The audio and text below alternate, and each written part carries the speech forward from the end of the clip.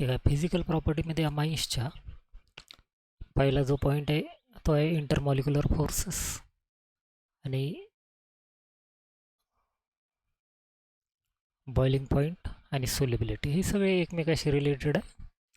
तर हा पहिला क्वेश्चन पहा. Explain intermolecular hydrogen bonding in amines किंवा why boiling points of amines are in the order primary greater than secondary greater than tertiary. तर हे intermolecular फोर्सच्या आधारे आपल्याला समजून घेता येईल. आता हा प्रायमरी अमाइन इथं काढलेला आहे. तर ह्या प्रायमरी अमाइन्समध्ये हा जो नायट्रोजन आहे याच्यावर थोडासा निगेटिव्ह चार्ज राहत आहे. याच्यावर थोडासा निगेटिव्ह चार्ज राहते आणि याच्यावर थोडासा पॉझिटिव्ह चार्ज राहतं. याला पोलर बॉन्ड म्हटलं जातं. हा जो NH बॉन्ड आहे तो पोलर बॉन्ड आहे. यावर थोडासा निगेटिव्ह आणि याच्यावर थोडासा पॉझिटिव्ह चार्ज. तर सेम इथं राहील. हा जो नायट्रोजन आहे तो थोडासा निगेटिव्ह राहील. हा जो हायड्रोजन आहे तो थोडासा पॉझिटिव्ह राहील. हा निगेटिव्ह राहील. हा थोडासा पॉझिटिव्ह राहील. त्याच्यामुळे काय होते, आता हा एक मॉलिक्यूल झाला अमाइनचा, हा दुसरा मॉलिक्यूल झाला. हे मॉलिक्यूल जेव्हा असे जवळजवळ येईल तर या पॉझिटिव्ह हायड्रोजन आणि निगेटिव्ह नायट्रोजनच्या दरम्यान इथं एक बॉन्ड तयार होऊन जाईल, ज्याला हायड्रोजन बॉन्ड म्हटलं जातं. सिमिलर बॉन्ड इथं तयार होईल. तर प्रायमरी अमाइनमध्ये प्रत्येक मॉलिक्यूल असे 3 बॉन्ड तयार करतं, ज्याला इंटरमॉलिक्युलर हायड्रोजन बॉन्ड म्हटलं जातं. तर प्रायमरी अमाइनमध्ये प्रत्येक मॉलिक्यूल 3 हायड्रोजन बॉन्ड तयार करत आहे. सेकंडरीमध्ये एक हायड्रोजन कमी असल्याच्यानं एक बॉन्ड कमी तयार होईल. जसं आता हा एक बॉन्ड तयार होईल, हा दुसरा तयार होईल. पण इकडं तयार होणार नाही, कारण इथं R ग्रुप आहे, इथं H नाही आहे. त्याच्यामुळे तिसरा बॉन्ड इथं तयार नाही होणार. त्या सेकंडरीमध्ये 2 हायड्रोजन बॉन्ड प्रत्येक मॉलिक्यूल तयार करेल.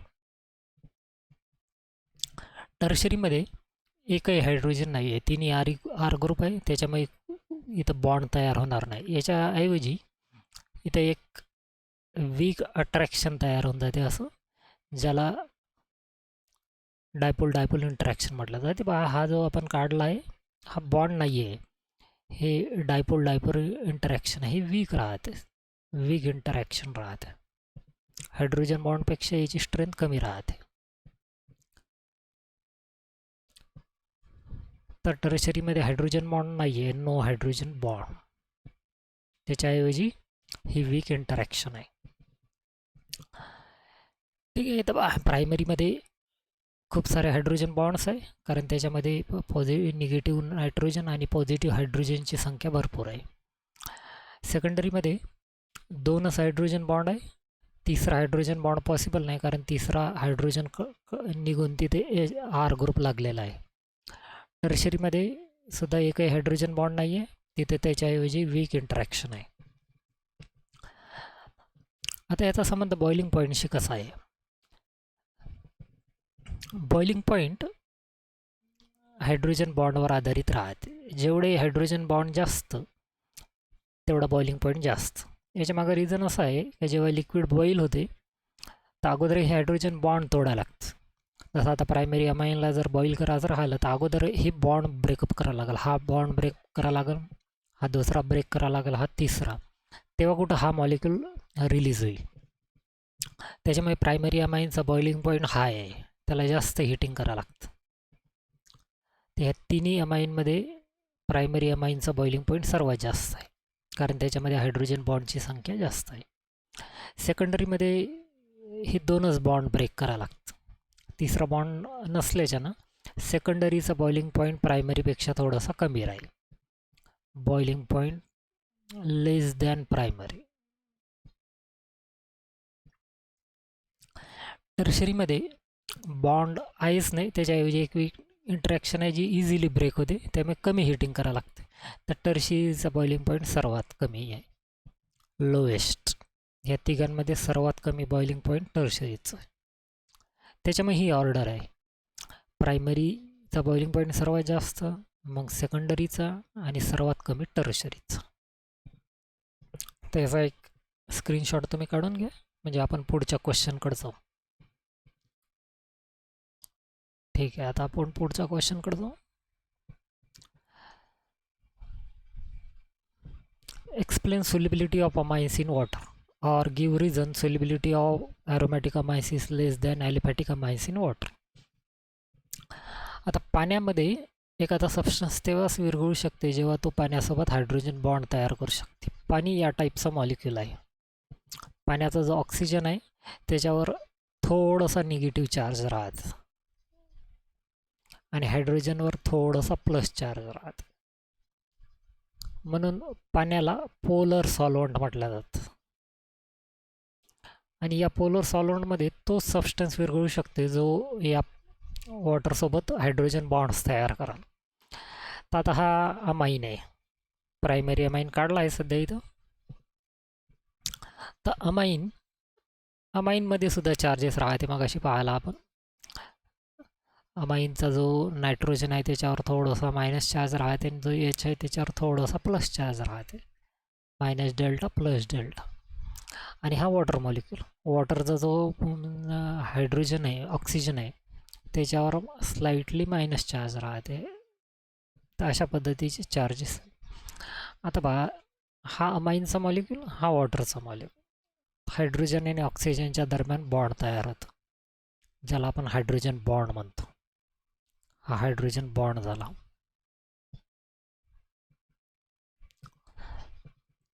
असाच बॉन्ड इकडे पॉसिबल आहे, असाच बॉन्ड इकडे पॉसिबल आहे.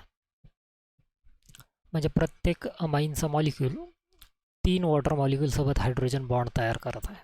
त्याच्यामुळे अमाईन वॉटरमध्ये सोल्युबल आहे.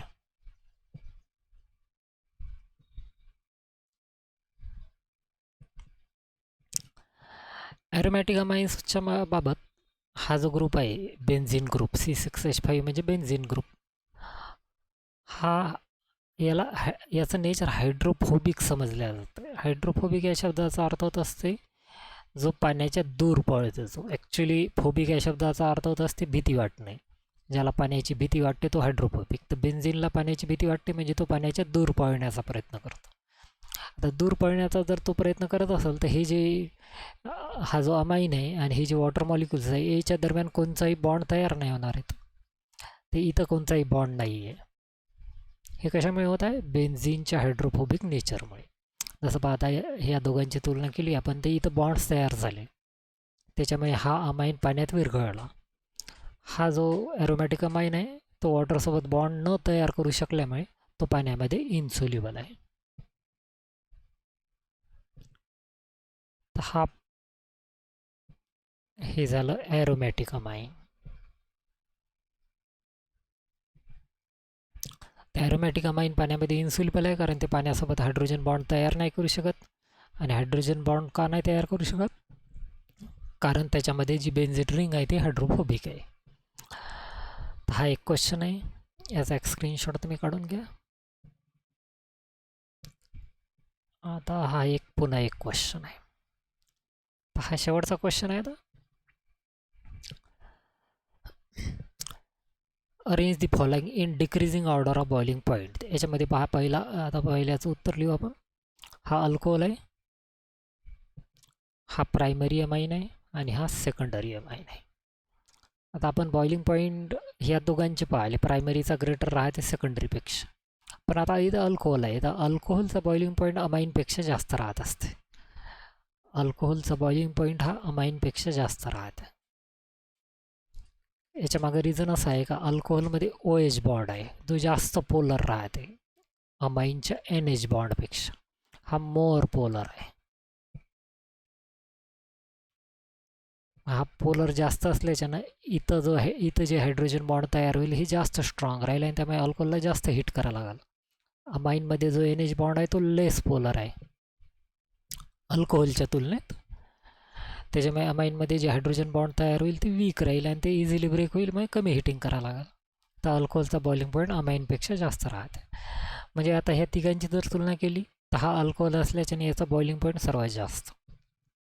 हा पहिल्या नंबरवर लिहायला लागेल. आपल्याला डिक्रीजिंग ऑर्डर लिहायची आहे म्हणजे ज्याचा बॉइलिंग पॉईंट जास्त तो पहिलं. आणि मग आपल्याला माहीत आहे का प्रायमरीमध्ये हायड्रोजन बॉन्डची संख्या जास्त राहते म्हणून त्याचा बॉइलिंग पॉईंट जास्त. तर हा 2 नंबरवर येईल C2H5NH. आणि हा सेकंडरी आहे, याच्यामध्ये हायड्रोजन बॉन्ड थोडेसे कमी राहते म्हणून त्याला कमी हिटिंग करावं लागते म्हणून त्याचा बॉइलिंग पॉईंट सर्वात कमी ह्या तिघांमध्ये. NH. ठीक आहे, ही झाली decreasing order of boiling point. आता दुसरा, arrange the following in increasing order of solubility in water. तपा आता याच्यासाठी एक गोष्ट लक्षात ठेवायची, हे जे आर ग्रुप्स आहे, हा आर ग्रुप जेवढा मोठा राहील तेवढी सोल्युबिलिटी कमी राहते. म्हणजे हे असं इक्वेशन आपण लिहू शकतो, solubility is inversely proportional to size of R group. म्हणजे आर ग्रुप जेवढा मोठा तेवढी सोल्युबिलिटी कमी, आर ग्रुप जेवढा लहान तेव्हा सोल्युबिलिटी जास्त. मग आता या प्रिन्सिपलचा आपण जर इथं वापर केला तर पहा, हा सर्वात छोटा ग्रुप, हा त्याच्यापेक्षा मोठा आणि हा सर्वात मोठा. तर जेवढा लहान राहील तेवढी सोल्युबिलिटी जास्त राहील. तर आपल्याला इन्क्रीजिंग ऑर्डरमध्ये लिहायचं आहे, म्हणजे ज्याची सोल्युबिलिटी कमी तो अगोदर लिहायला लागेल. तर हा सर्वात मोठा ग्रुप, याची सोल्युबिलिटी सर्वात कमी, तर हा पहिला लिहायला लागेल C6H5NH2. म्हणजे याच्यापेक्षा सोल्युबिलिटी याची जास्त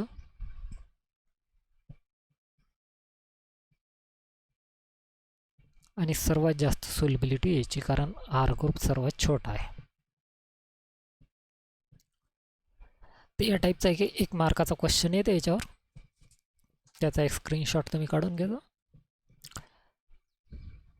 ठीक आहे, ते इथं पहिली फिजिकल प्रॉपर्टी आटोपली आपली. हे सगळं इंटरमॉलिक्युलर हायड्रोजन बॉन्डवर आधारित आहे. प्रायमरीमध्ये सर्वात जास्त हायड्रोजन बॉन्ड्स आहे, सेकंडरीमध्ये थोडेसे कमी आहे, आणि टर्शरीमध्ये हायड्रोजन बॉन्ड अब्सेंट आहे. ठीक.